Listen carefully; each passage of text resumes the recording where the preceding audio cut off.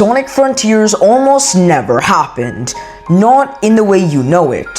See, what came out in 2022 is completely different from what was originally built, and today I'm going to be walking you through what Sonic Frontiers was actually supposed to be. So to understand how it happened, we first need to go back to 2017, when Sonic Forces released. Obviously, it didn't do well, and Sonic Team quickly sat down to start work on a new game.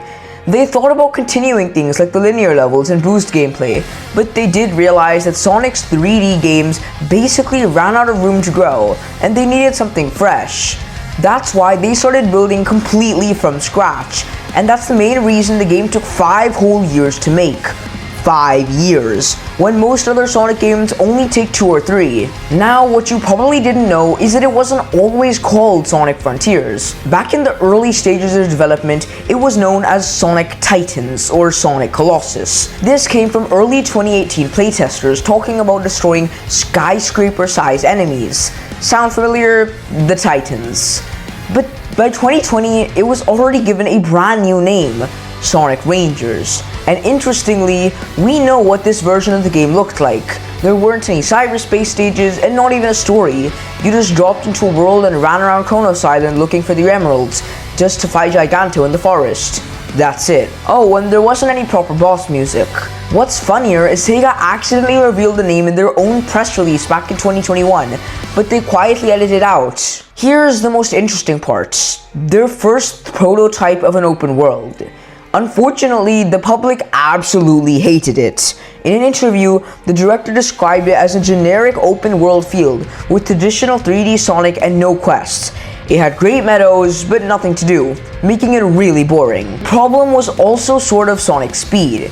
See, in most open world games, you travel slowly on foot or in a vehicle, but when you're running around at a high speed, it feels much more pointless because you cover ground so much faster. On top of that, it was very puzzle focused, with the island being 3 times the size of Kronos.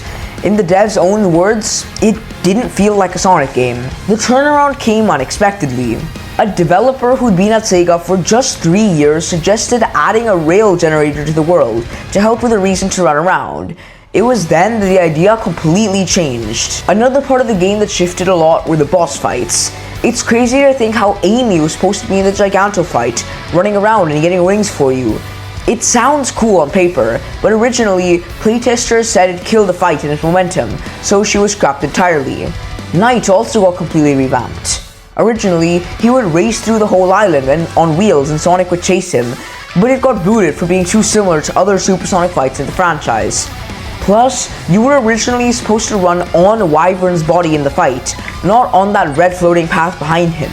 It's funny how every Titan went through some sort of major change before the game's release. But honestly, one thing the game did that no previous Sonic entry did was running full external playtests every few months. Early on, the scores were bad, but they kept improving, and it got to the point where Sonic Team actually had something to go with, and that's why it ended up as good of a game as it did.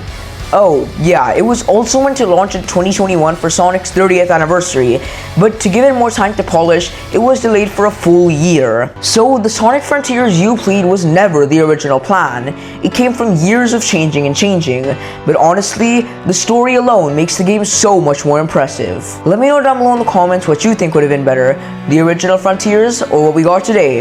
I hope you guys enjoyed, and I'll see you in the next one. Bye!